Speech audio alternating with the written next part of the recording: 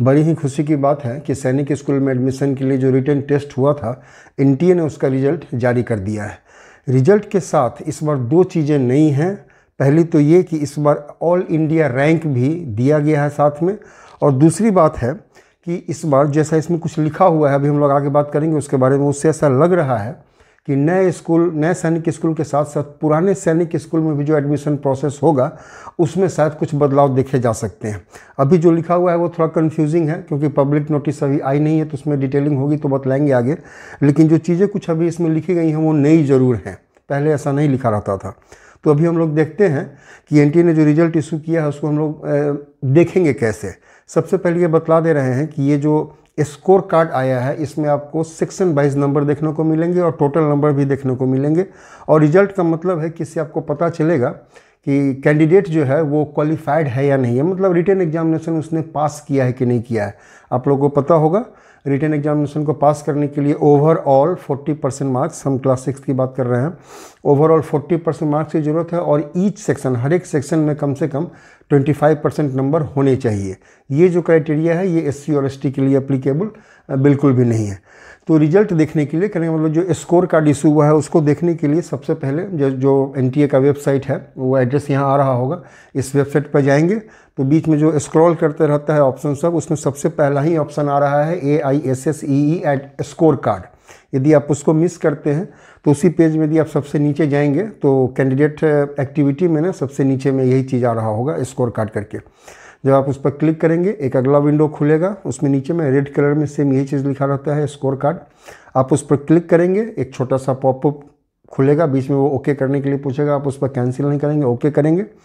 Okay करने के बाद एक पेज खुलेगा जिस पर आपसे application number, date of birth पूछा जाएगा, ये दोनों आप फिल करेंगे। उसके बाद नीचे में एक पिन, सिक्योरिटी पिन दिखा रहता है, उसी को देख कर ऊपर में फिल कर देना है। उसको करने के बाद जब आप जैसे ही लॉगिन पर क्लिक करेंगे, स्टूडेंट का जो स्कोर कार्ड है सब्जेक्ट वाइज नंबर के साथ आपके सामने रहेगा।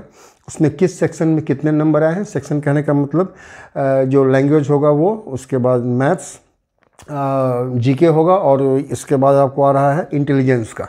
इस चारों का नंबर रहेगा और टोटल एग्रीगेट नंबर भी रहेगा। उसके नीचे लिखा रहेगा क्वालिफाइड और नॉट क्वालिफाइड, ठीक है।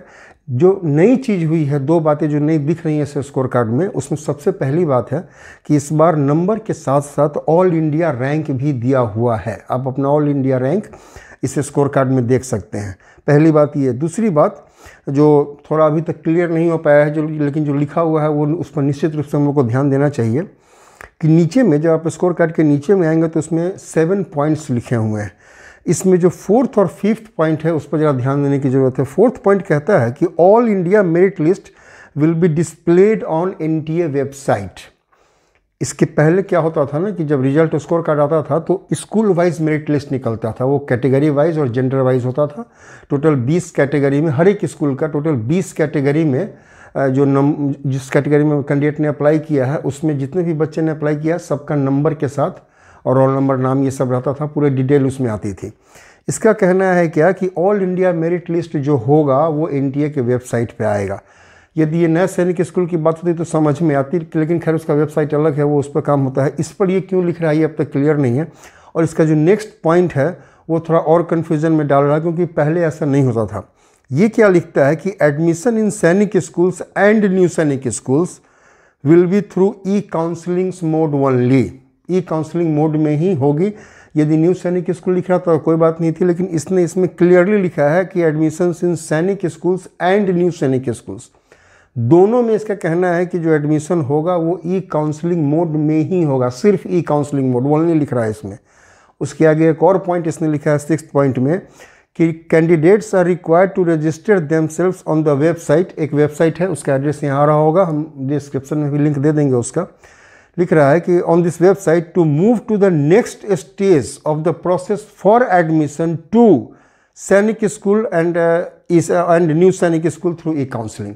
मतलब ई काउंसलिंग भी दे रहा है और बार बार न्यू सैनिक स्कूल के साथ साथ सैनिक स्कूल की भी, मतलब पुराने सैनिक स्कूल की भी चर्चा इसमें हो रही है। तो इसको देखने और पढ़ने से कम अभी थोड़ा बहुत ये समझ में आ रहा है कि जो पुराने सैनिक स्कूल हैं उसमें जो है भी जो एडमिशन का प्रोसेस है उसमें साथ कुछ चेंजेस होने जा रहे हैं। अभी पब्लिक नोटिस आई नहीं है, सिर्फ स्कोर कार्ड आया है। जैसे ही पब्लिक नोटिस अपलोड होता है उसमें यदि सिचुएशन कुछ और क्लियर होता है तो फिर जल्दी ही आप लोग को हम उसके बारे में बतलाएंगे। अभी आप लोग रिजल्ट जो है सो देखिए और पता कीजिए कि कैंडिडेट जो है सो क्वालिफाइड है कि नहीं है, या नंबर जो आपने अब तक थोड़ा अंदाज़ लगा रहे थे वो पूरा का पूरा नंबर जो एक्यूरेट नंबर है वो आप लोग के सामने होगा। आप लोग इस रिजल्ट को देखें और जो भी थोड़ा बहुत कन्फ्यूज़न है इस स्कोर कार्ड में जो लिखा हुआ है, ये जैसे ही क्लियर होता है पब्लिक नोटिस आने के बाद हम उसको देखकर समझकर फिर से आप लोगों के सामने आएंगे।